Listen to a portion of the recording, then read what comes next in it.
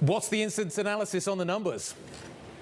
So output, which is production and employment, adjusted to the reduction in demand that we've seen now for 9 months, and is definitely more in line with what the demand has been. The net result is that for the first time in quite some time, we're seeing layoffs come more into play in the month of June than we have since the pandemic recovery. So, I've been tracking the hire to force manage ratio, which is who's hiring and who is trying to manage their headcount down. This is the first month that I saw a shift in the amount that layoffs were of that force manage ratio compared to freezes and attrition. So we are probably in a little bit of a transition here. I don't know that we've hit the bottom yet, but I think the fact that that output is better aligned with demand is a good thing in the moderate term.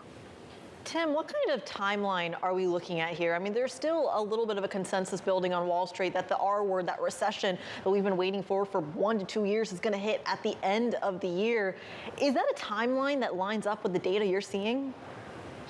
Well, our forecast in December said that the second half of this year would be much stronger than the first half. By the time we updated that in May, that opinion had kind of diminished a bit. I do have quite a few comments that are indicating that they see really the downside, probably the trough here in the first quarter of next year. But I think overall the panel still feels that late Q3, late Q4 may be the trough, but it remains to be seen. I mean, we have not hit the bottom yet. We have some really weak numbers on the input side, which is very positive, meaning that the supply base is very accommodative. Mike pointed out the fact that pricing took another step down, and that was really across the board. And that's a very positive thing. In addition, our lead times are still coming down, slowly, sluggishly, reluctantly, but they're still coming down, which should encourage buyers to get back in the market. And I think on the demand side, I mean, we saw a negative on the new export orders. It sagged more than it did in the month of May. Although Mike mentioned that the new order number didn't sag as badly as May, it's still low at 45.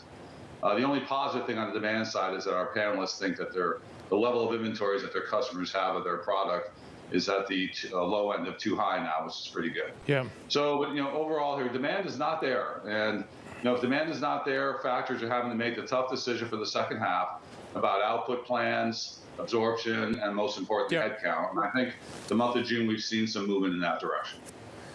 Okay, so demand is subdued, but the input costs into the business are also coming down as well. Prices paid, employment. Tim, what's the read for margins? The read for margins, I think you guys have seen it. I think margins are off 10 to 15% compared to the first quarter. I think the ability to pass through price increases is much more difficult. We have a lot more comments from panelists that are indicating that there are significant battles occurring on the purchase order placement front about what everybody's going to pay for goods. The fact that not only the energy markets, but the basic commodity foundation markets are all down in all areas, I think is a supporting fact that allows us to get back to a accommodative pricing level that allows people to go ahead and re-up. But I think the problem here is that there's still no demand, and we burned off the over-ordering. The backlog is still contracting at a very, very strong rate.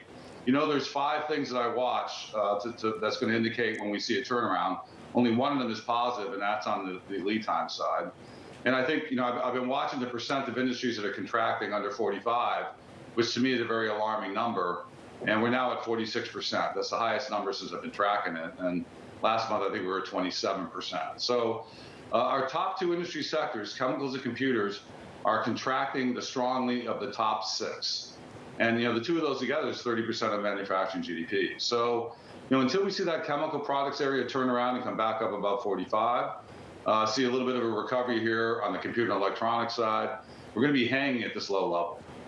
Tim, I want you to expand on the point that you made in terms of the commodity complex specifically. One of the big narratives we've had in the last, I want to say, couple of hours of news flow has been the idea of Saudi Arabia, Russia, even the UAE, trying to put some sort of price floor into the oil market. If we continue to see those efforts actually push oil prices and potentially other commodity prices higher, what would the read-through into the manufacturing sector look like? Well, I think they may try to do that through restricting output.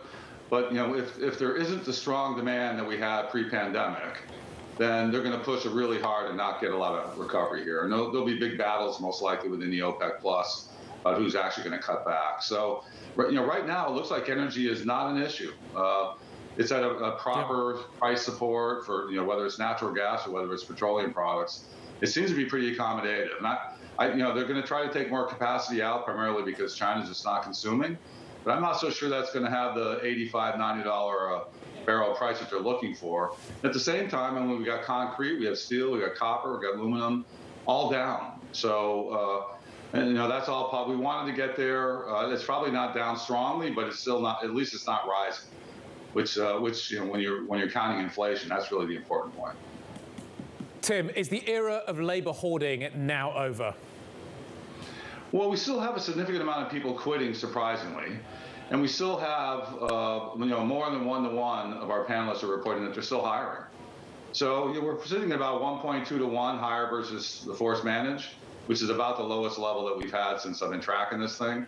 But there are still companies hiring. So, but our top six, the other 4 industries in the top 6 are pretty much hovering around 50, which means you're stable. And that's a pretty good thing. In the meantime, chemicals and computers are down in the low 40s, and that's really what's dragging us down. So the summary on this is we need demand to come back, some amount of demand.